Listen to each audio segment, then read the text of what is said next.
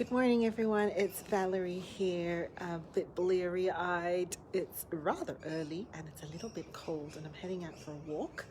And I thought I would come on and talk to you about something that I find quite common in my work.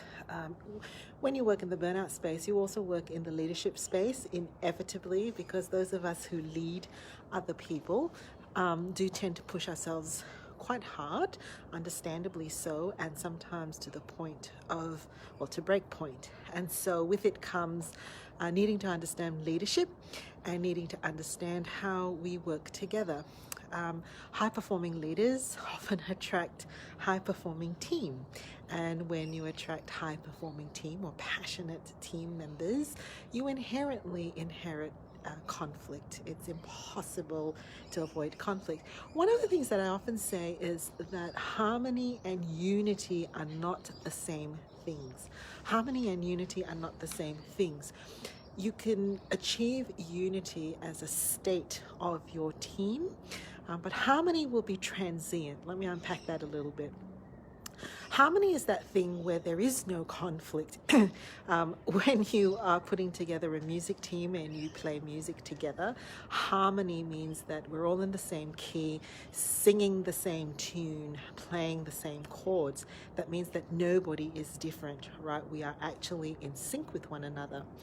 And so when there is discord, to use music as an example, disharmony, that means that something somewhere or someone out there is not quite playing the same tune as the rest of the people. And that's harmony.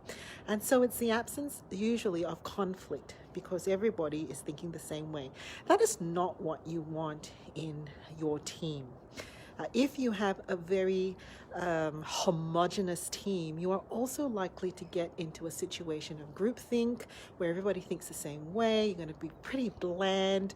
You're all going to have the same weaknesses and all going to have the same strengths, and it really doesn't make for great teamwork. Unity, on the other hand, is a state that can be achieved. Unity is when we have the same mind.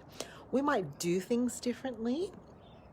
We might take different approaches to get to the end goal, but we're pretty much heading in the one direction because we are united. We see the same view. We have the same perspective. We see the same vision, and we're moving in the same direction. And that is going to be inherently conflictual, and it needs to be. It needs to have conflict. Because if you can actually figure out how to work together, harness one another's strengths, take other people's points of view, and make the best of diversity, then your direction and your methods and your momentum will be strong. But it's going to take conflict.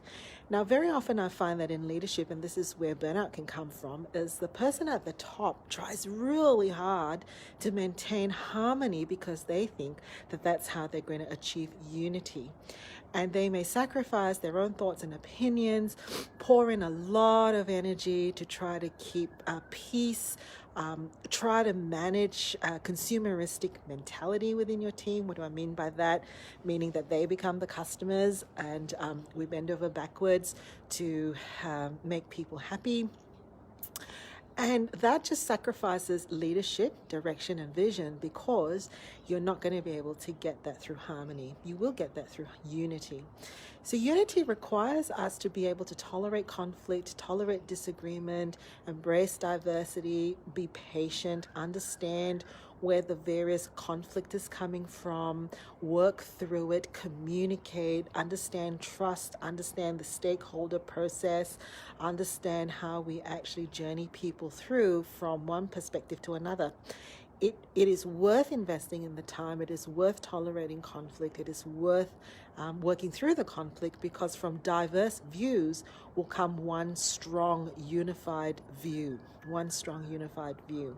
I just bring you this message because as we come out of COVID-19, many teams are trying to chart and forecast what the new direction is or what the new vision is or what the continuous picture is going to be like post-COVID.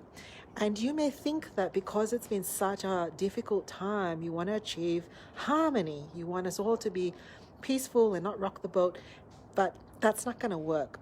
Every single person has been through their own experience of COVID in their individual lives, in their families, in their communities, and every single person's own view of themselves and what the world looks like has shifted, fundamentally shifted. And so when we come back together as a team, it will take a while for us to come back to a unified vision of what that new tomorrow looks like. I myself am in the process of doing that in my own business. And today I just woke up. We've got a really pivotal meeting at 9 o'clock, and I myself charting some new directions in my own headspace. And I just woke up this morning and thought, today is a day of possibilities. Today is a day of possibilities, but I'm going to need to touch base with each one of my team and work through what that looks like for them in their mind, where their headspace is, where their perspective is now. So I leave you with those thoughts. My friend is here to pick up her sunnies. Okay, bye.